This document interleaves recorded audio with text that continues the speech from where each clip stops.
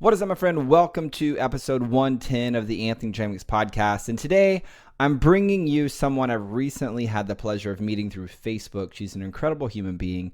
Now, if you don't know, I just finished writing my first legitimate book with the publishing company and all that jazz. And the book is called Unstoppable Beacon: How to Maintain Your Center in a Chaotic World, Embody Your Potential, and Unlock Freedom in Your Life and Business.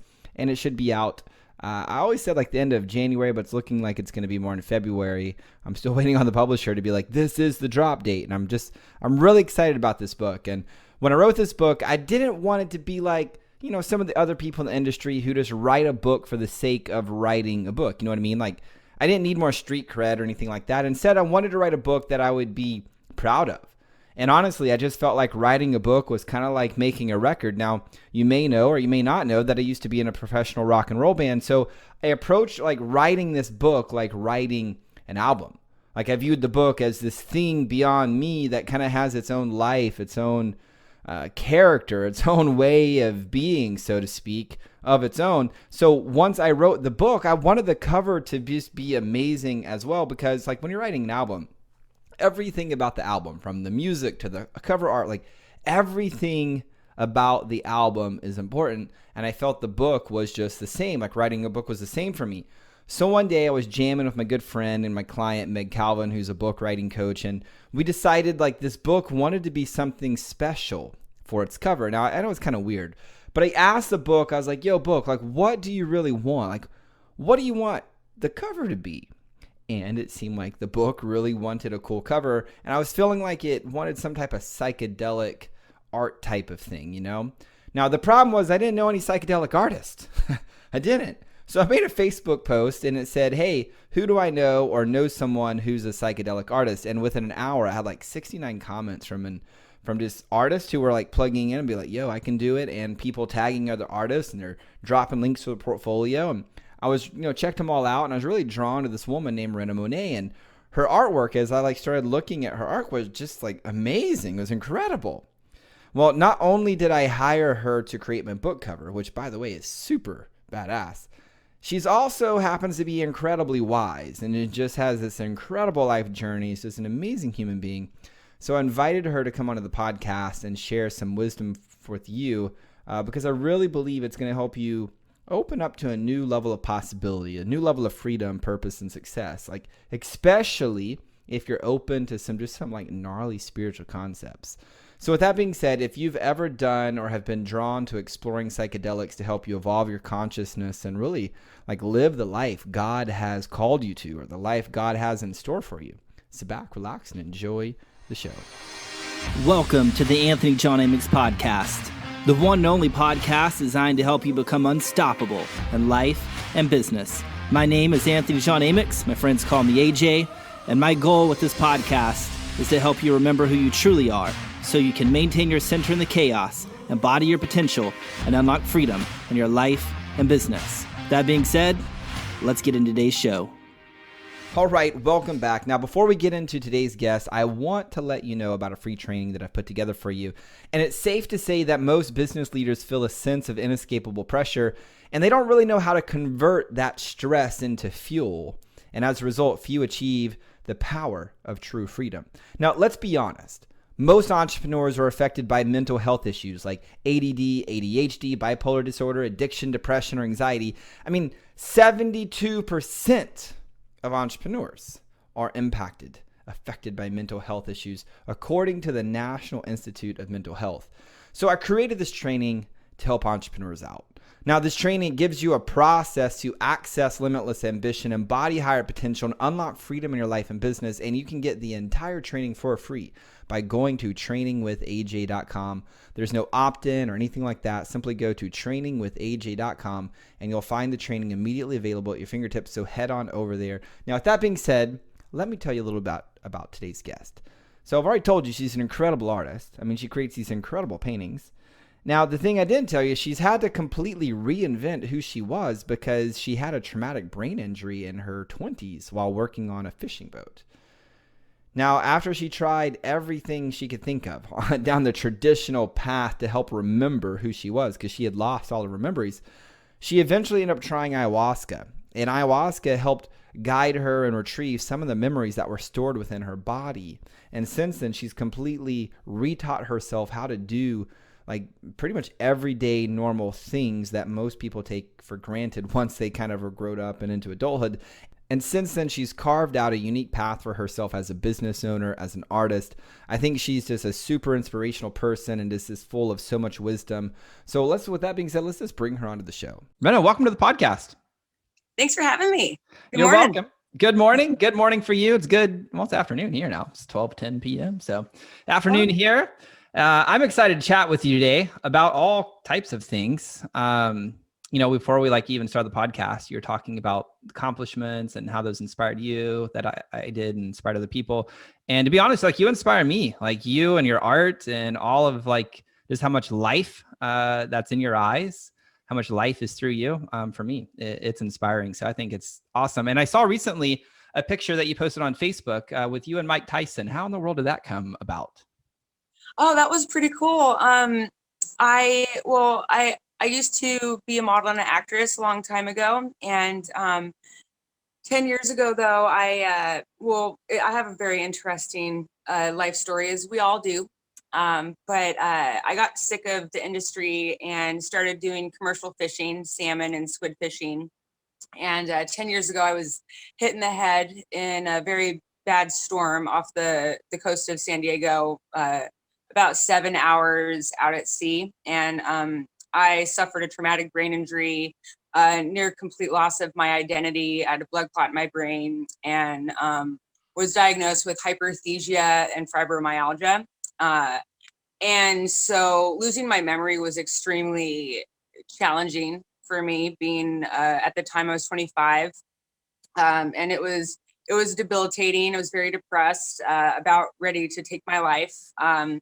And I had done a lot of, I was an inpatient at a neuro rehabilitation center, learning how to talk, walk, cook again, not put a fork in the microwave, basic independent things that we have to do. And I ended up finding ayahuasca when I was at such a low place in my life, because I realized if I don't know who I am, what do I have to lose in terms of trying everything to get back to where I was at?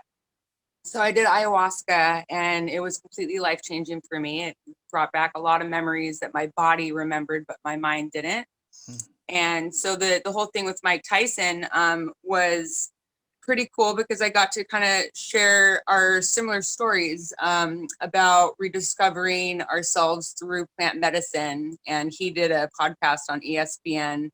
I think it was last year, but I had a mutual friend that wanted to introduce me to him because I was in town. I had a bunch of art in a couple galleries down in LA, and had this one painting called Ancient Future that was about combo frog medicine, and a lot of other things are in it, as well as ayahuasca and other plant things. But I shared my story with him, and we did some reflection and got to hear how he killed his ego and his complete transformation using the toad.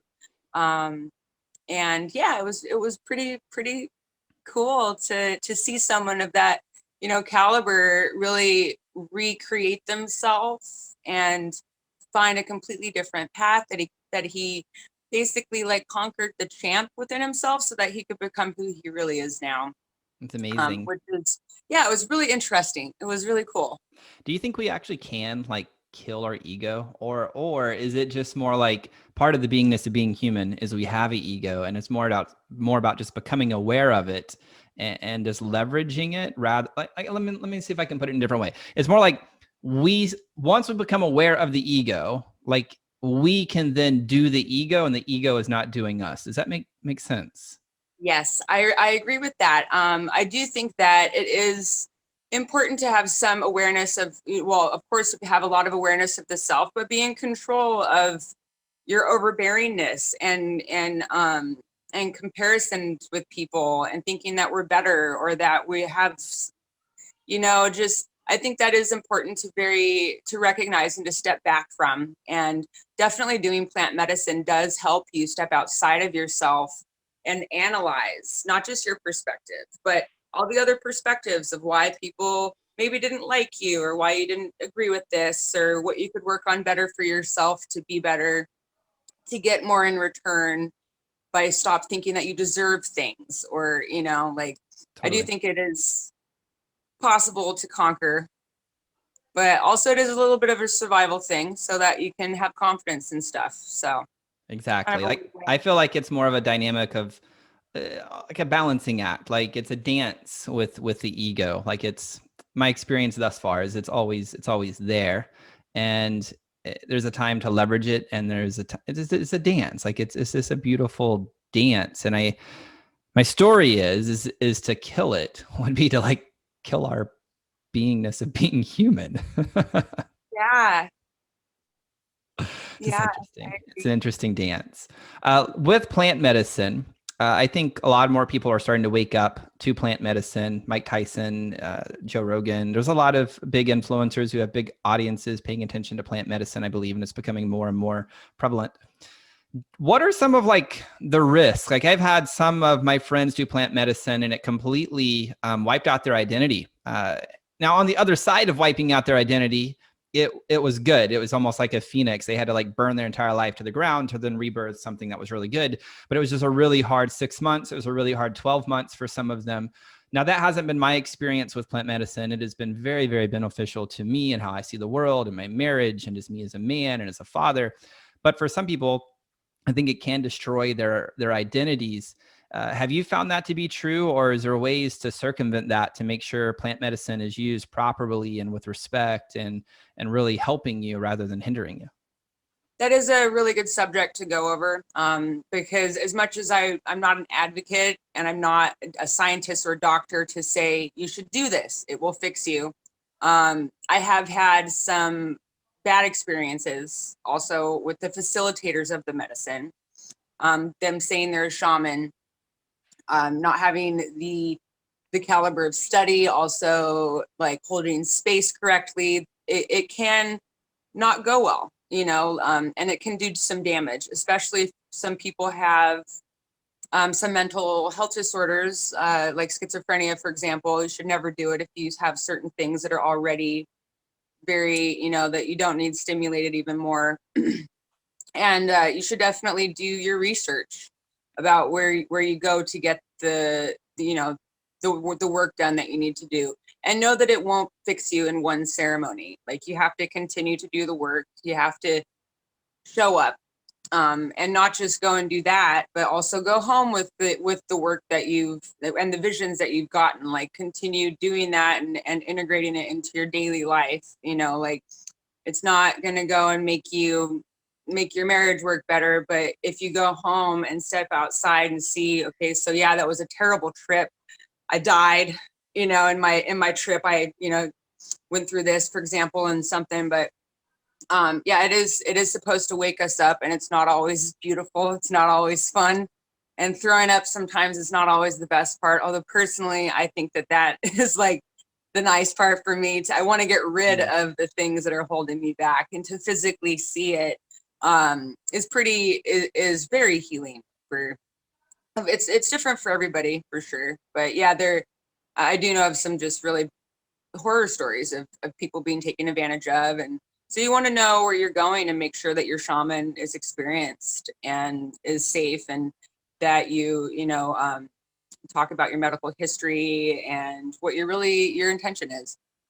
One of the things that I've come to believe, and it may change tomorrow, it may change tomorrow, is that if we do like the mental work, like before we ever go into plant medicine, I feel like if we do like our mental work, our personal development work, and have like a really good foundation established of like, because we can do shadow work without having to do plant medicine. That's been my experience through breath Yep. work and maybe meditation, definitely through breath work. I definitely can facilitate, I've experienced and I can facilitate lots of shadow work through breath work and some Gestalt therapy stuff.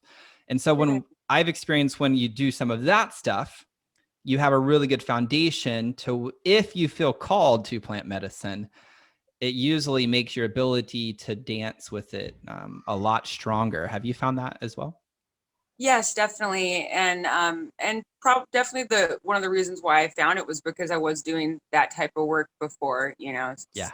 therapy and just trying everything to see what worked best. And I think breath work, meditation, um, yeah, I Awesome. agree. What's been like one of your biggest life lessons on your journeys thus far? Life lessons. Believing in my magic, I guess. I really learned that we're the only person in our way. And once we get out of our way and start making lists or setting goals for ourselves, that's when we can really start to move mountains Hmm. and set goals, even if we don't think it could be realistic. Convince yourself that, really convince yourself what you really want, and like have a vision board or something. But like create the life you want by really manifesting that. How do you manifest your life besides just setting goals? I think a lot of people, especially this time of the year, set goals, but like, how do you really wield your power of your magic, so to speak? I find solitude is very healing for me. It gives me my, clarity. I'm a professional visionary painter, so I stay home and paint every night, and I'm a maid during the day to afford having a home on the Oregon coast with the ocean view.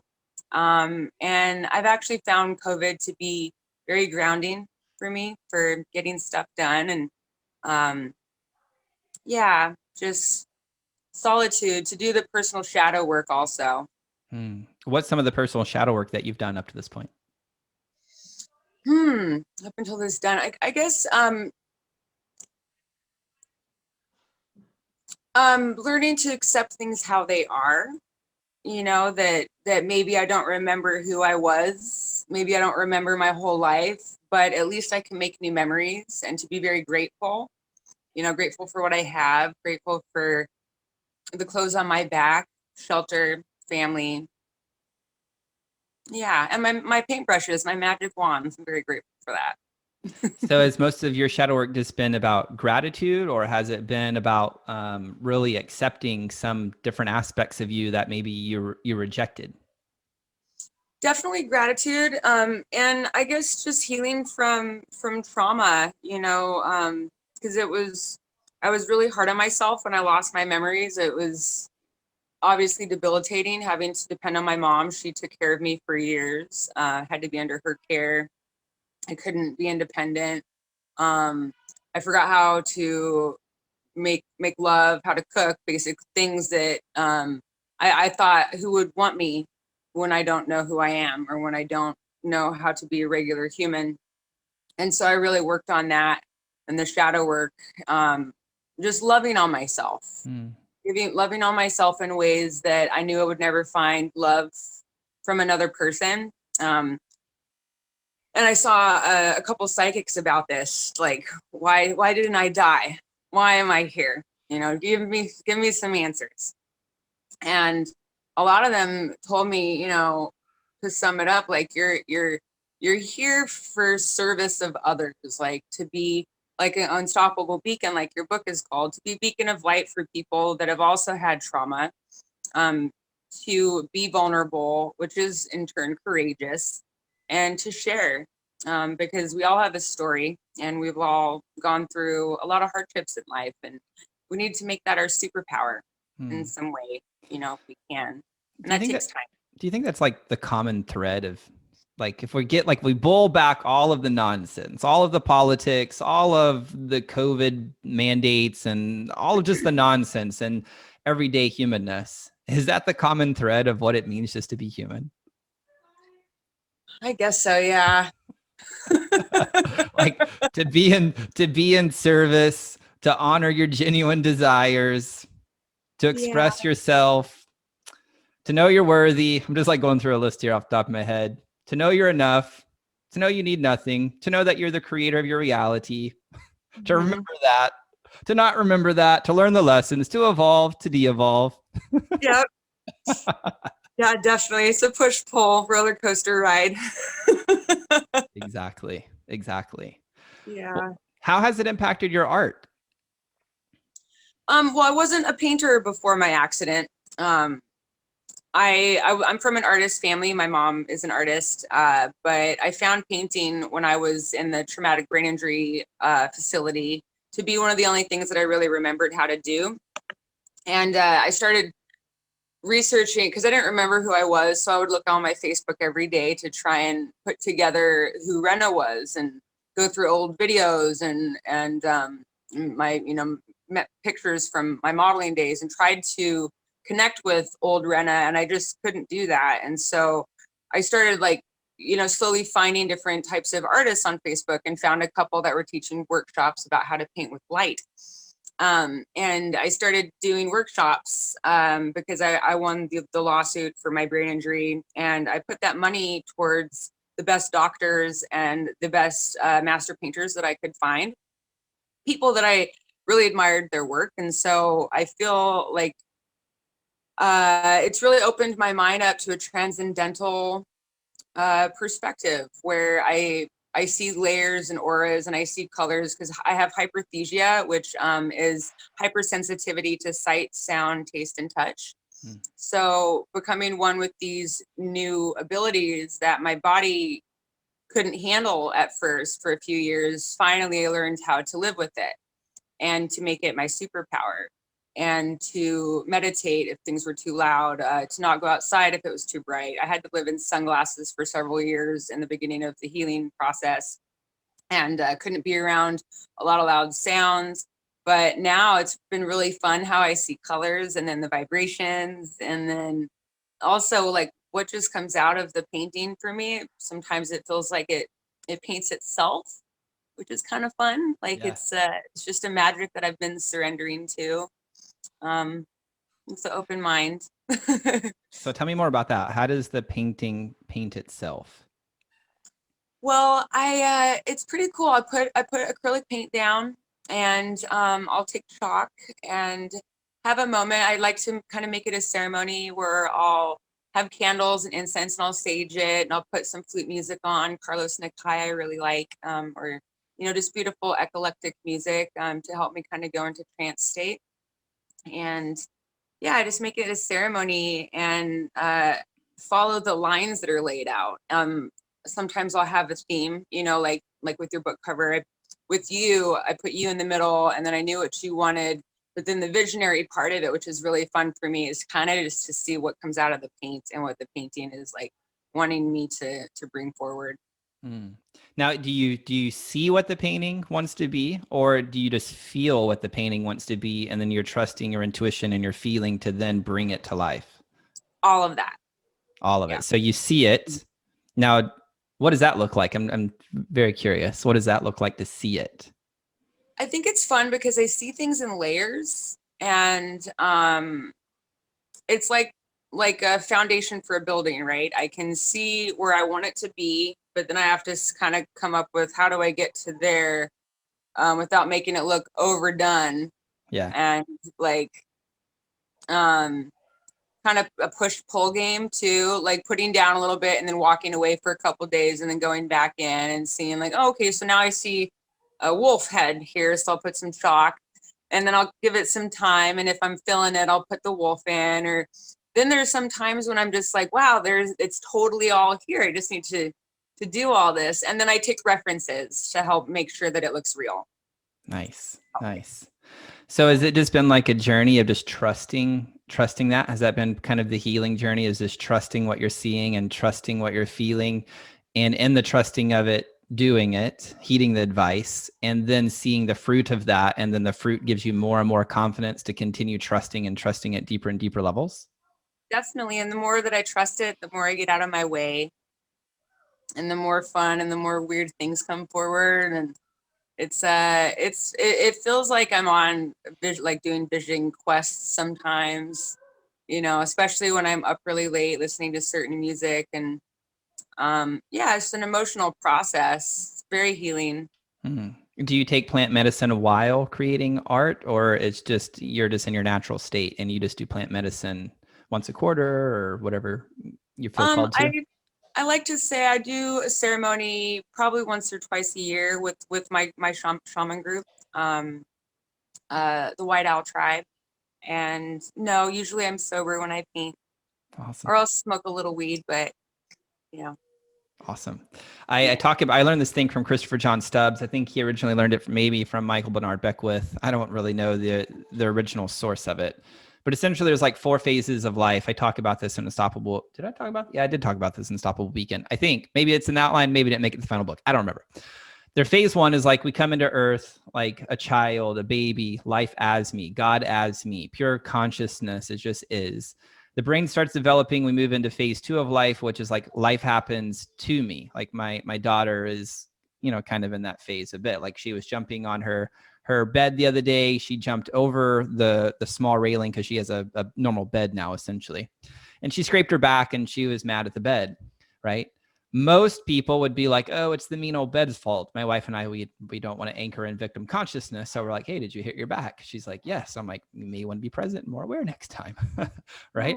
But unfortunately, most people never leave phase 2 of life. It's usually the government's fault. It's religion's fault. It's their wife's fault, their husband's fault, their children's fault, their job, whatever. Like it's somebody else's fault. They're pointing the finger, blaming, shaming.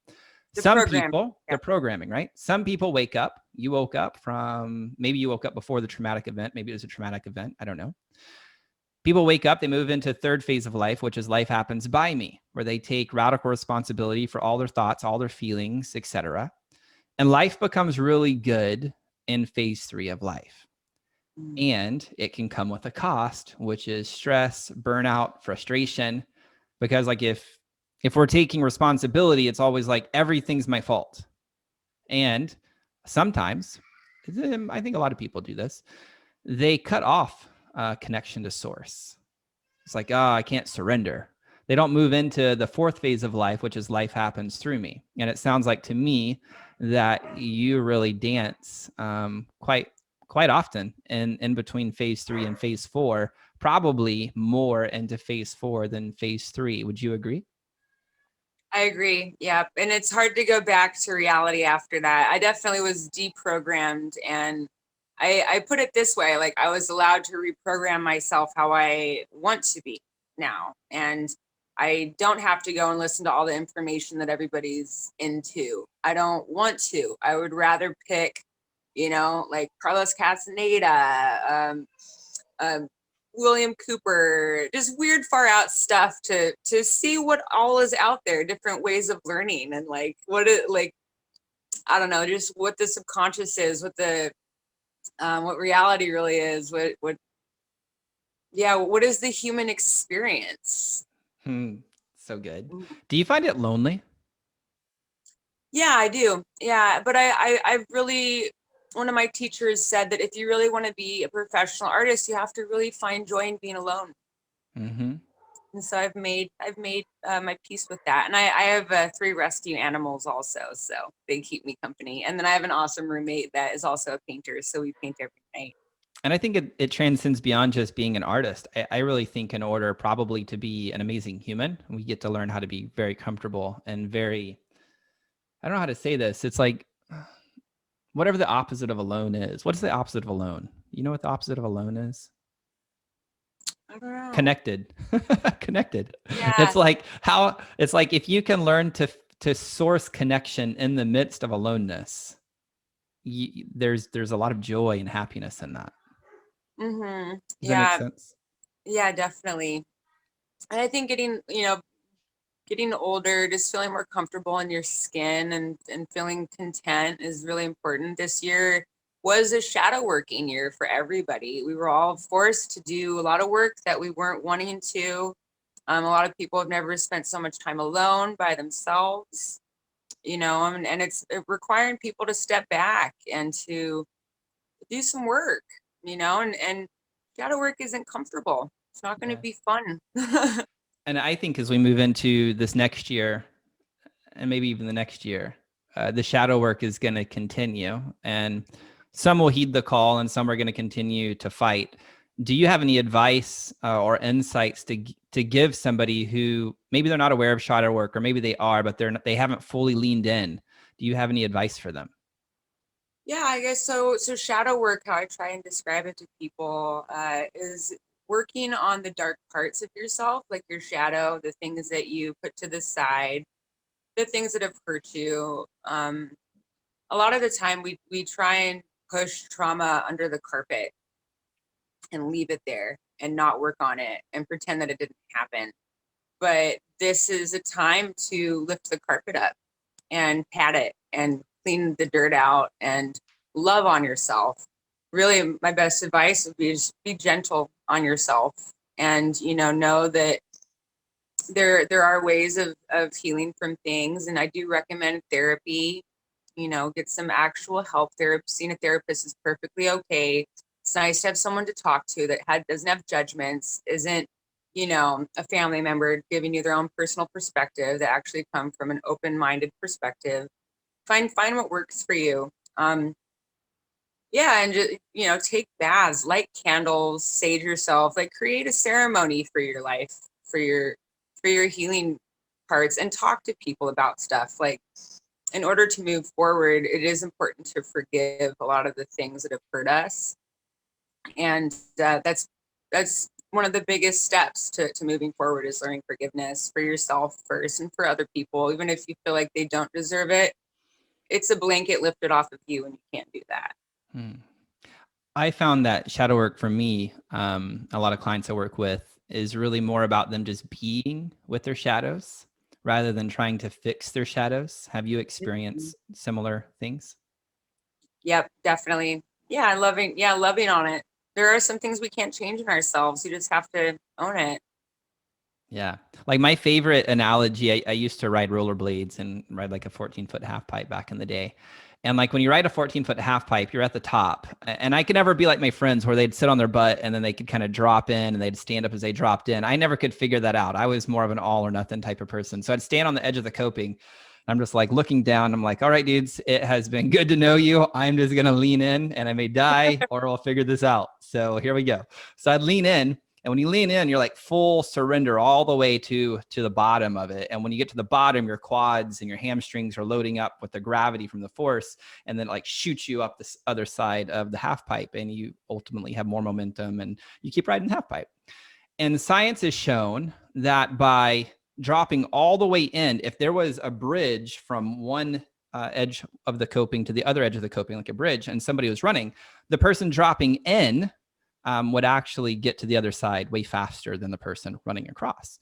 And I think a lot of people, when it comes to shadow work, when it comes to really up-leveling their potential, they don't want to go to the bottom. They don't want to surrender to what is. They're like, give me a Band-Aid, give me a book, give me some therapy, give me something just to get me across the gap, because I don't want to go into the bottom of the gap. And yet the reality is, I believe, if we're going to truly embody our purpose, if we're truly going to embody our potential, it really is surrendering and being with the deepest, darkest pits of ourselves. And if we have the courage to just go there, to be there, they're really not that scary. It's only our stories and our meanings and the beliefs that we've created around the shadow. The shadow itself is, and it's been my experience, is really not that scary. Yeah, definitely. And the judgments that we feel with people, honoring who we are is definitely important. All aspects, the dark sides too, because you can't have light without a little bit of dark, the yin and the yang. Exactly.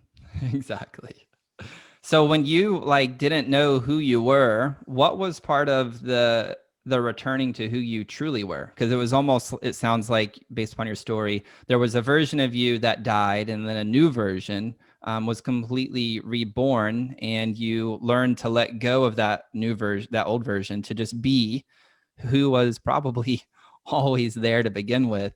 What was that journey like for you? It was, I'm actually writing a book about it, and it's called Drinking Rainbows, and it's been turned into a screenplay for a major motion picture. We're going to be pitching it as a package, as like an inspirational recovering from trauma piece for other survivors of trauma. Because I went in search of myself. Like, I realized at one point, if I don't know who I am, who do I want to be now? And what does that mean? So studying, and I started traveling the world. I lived in Mexico, and then I studied at the Visionary Art Academy in Austria, and then I studied in Italy. I did a workshop in Mexico. studied art in Australia. I just started following the rainbow. And, I call drinking rainbows like kind of like drinking Aya, surrendering to the divine magic of source, of God, or, the drinking the cup of truth. And realizing like if I have the opportunity to recreate who I want to be, so might as well just go out and see what Wrenna is and what I'm capable of, because I was definitely very depressed, and I didn't know what I was alive for, what I was capable of. And so, yeah, finding art has definitely changed my life. And yeah, it's really nice to have a purpose again. Gay Hendricks wrote a book called The Big Leap. And in that book, he talks about this concept called the upper limit concept, which essentially is every human has a thermostat setting of how good they can stand life. How much love can they receive? How much money can they make with ease? How good can we actually stand life getting? And ultimately, when we hit that upper limit, we start drifting because it pulls us back into our average channel. And the game's about becoming aware of when we're drifting and then shifting out of it to start raising that upper limit over time. And one of the things he mentions in that book is a reason people hit an upper limit is they have a fear of leaving behind the people that they love. When you started chasing the rainbow, did you have fears of like, man, if I do this, my mother's not going to accept me, or my family, or I'm not going to have new friends? Or did you struggle with any of that? I guess I definitely still struggle with that. Yeah. Of judgment, and being misunderstood and people thinking my story is fake. Because I look completely normal, but underneath, I definitely don't remember a lot. And it was really difficult for me to be taken seriously, to be a good partner when I didn't remember every day. I was like 50 First Dates for a couple years, that movie where Yeah. I had to be reminded of a lot. And I knew that it required someone with a lot of patience. And, but I definitely, it's made me really strong and have very thick skin, and know that even if I am misunderstood, I know who I am finally. And that's perfectly fine with me. So who And are it's you? only uphill from here. Awesome. Who would you say you are? I would say that I'm not from here. I like to, I don't know, I feel like I'm, I don't know, like I just don't belong on earth, but I'm here to just kick ass at it and to share the light and art, and try and make the world some sort of a better place by creating and bringing visions to life for some people. Because a lot of my art, I've noticed that it sells because people have a story of trauma, and they really relate with the creations because they've either been there on their own personal psychedelic journey, with DMT or different things. And like, I don't need drugs to paint what I do. It just is natural in me. So I find it really remarkable when I can bring things to life for some people that are like, I've always seen this, or I've been here, or this happened to me, and this is my life story I need to tell you. Like, some people, be it like a gallery show, or I paint live at festivals, when there were festivals. But some people, would go into my pop-up gallery, and they wouldn't know that I'd be the artist sitting there, and I can tell that they're having a moment and they're crying, and I'll ask them like, "Are you okay?" And they'll tell me their life story about, wow, like this painting really hits home for me. And I feel very blessed to be able to hold space for people that are strangers, and to bring out emotions for people to heal through art. I think that's really a blessing for me. Amazing. What's the difference between ayahuasca and, let's say, psilocybin in your experience? In my experience, I haven't done ayahuasca yet. I haven't been called to it yet. well, I I'm a mushroom forager here on the Oregon coast. I got really addicted to finding edible mushrooms, and we did find a cyanescence patch recently, which is really cool to go back and check it out to see how big they get. But the difference with them, I guess, is where you are emotionally and spiritually. Ayahuasca is DMT. I can never say the name right. Dimethyltryptamine, but and then mushrooms or different types of mushrooms do different things. There's like Amazonian cyans, the benzes, and they're definitely medicines. I don't know. It's hard for me to describe. They all stimulate different things in us, and I know that mushrooms can help with depression and reconnect the synapses and the brain waves in your brain. If you microdose, especially, there's a lot of benefits to both things, but you want to not just take it like a drug. Like you want to treat it like a medicine. And yeah. What's been your experience of the difference? Like not going into the science, just personal experience. If you want to share, you can be like, I also don't want to share. That's okay too. Yeah, my personal experience, very very spiritual with both of them. I feel like they've connected me with my truest self. They've helped me conquer personal setbacks. They've helped me know my worth. They've helped me love myself, forgive myself for things that I can't change. They've definitely shown me different things too, so the downloads that come with it are pretty fascinating. Yeah, I say for me, the first journey I ever did with psilocybin really kind of reconnected me with who I was, because I was totally in a bout of massive depression, wanted to kill myself after my daughter was born. We had this traumatic birthing experience where we had a home birth. I think I talked about this in episode 5 of the show. I went into depth on this.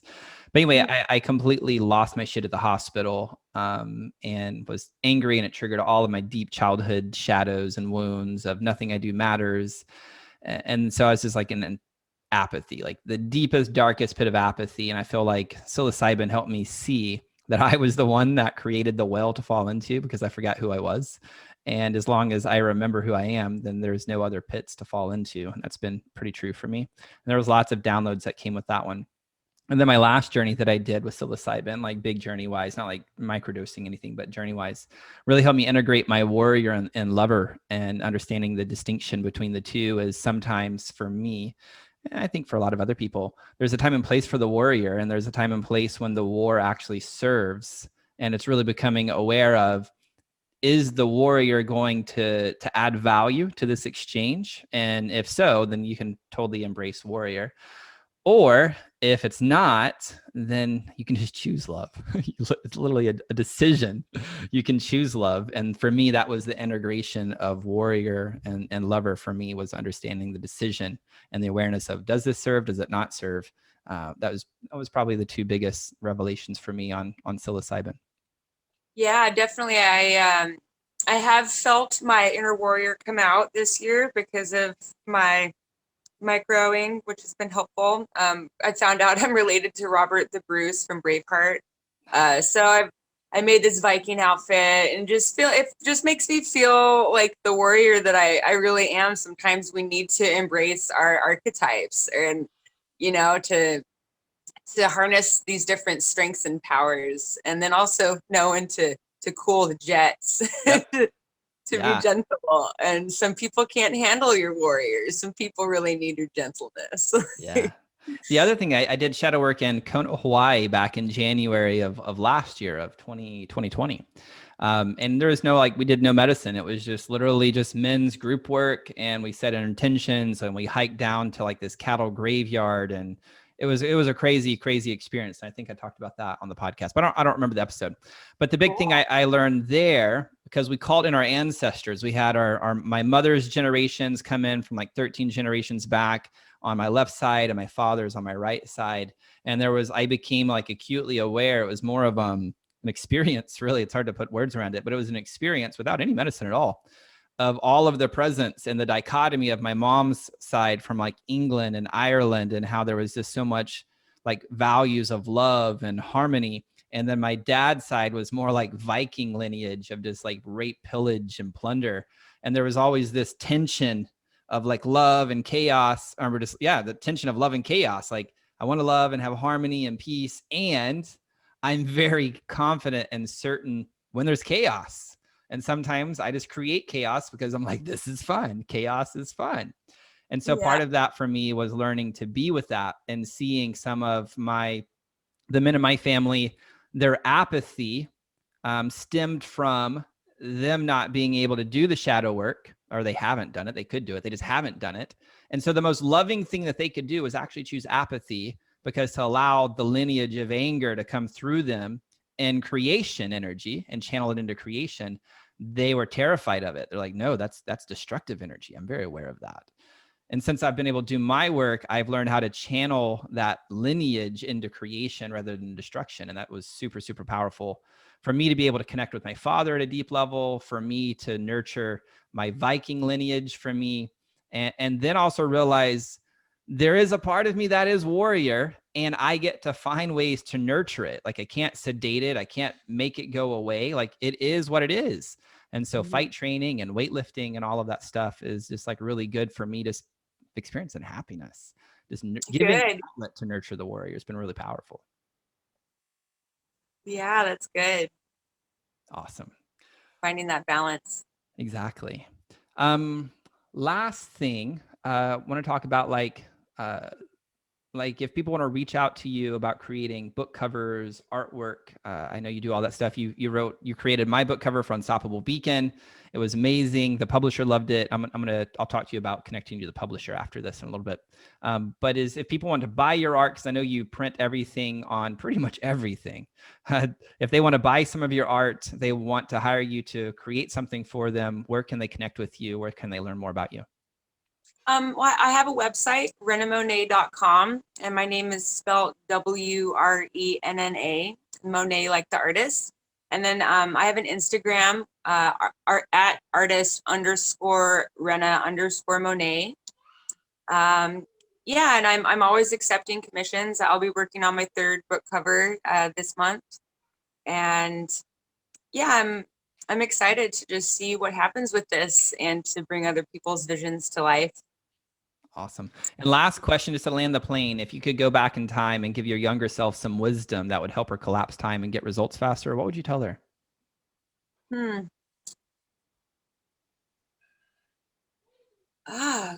question. What would I tell her? Get out of your way. Awesome.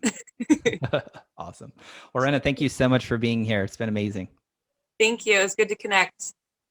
Well, there you have it, my friend, the incredible Wrenna Monet. I feel like we covered some really good ground around psychedelics and how to best use them and how to help them to improve your life and business. Now, I would have never in a million years thought I'd ever personally use psychedelics. Yet I found like when you do the inner work and if you feel called to them, if you'll use them intentionally and in the way that they were intended to be used, they can probably collapse decades of learnings into days. At least that's been my own personal experience. And I really hope this episode has brought some things into perspective for you and opened you up to some new possibilities for your life and your business. And if you're looking for an inspiring art piece or you need something created for yourself, I'd highly recommend you're reaching out to Wrenna, explore the synergies and see if it's a good fit. So my friend, that's going to do it for this episode of the Anthony John Amix podcast. That's all I have. If you know someone who needs to hear this episode, send it over to them in their DM, screenshot it and share it on social media. Send them an email, a text message, whatever you have to do to get this episode into their ear holes. And also keep the 5-star reviews coming over on iTunes because it's really what helps get this show found by more people. That way they too can break through to a new level of freedom, purpose, and success. So thank you so much for being here. Until next time, my friend, I'm out. Peace. Well, that's all I've got for this episode of the Anthony John Amix podcast, but we have plenty more to help you become unstoppable in life and business. So head on over to ajamix.com for exclusive resources, information, and tools to help you break through to a new level of freedom, purpose, and success. I look forward to having you back for the next episode. Bye for now.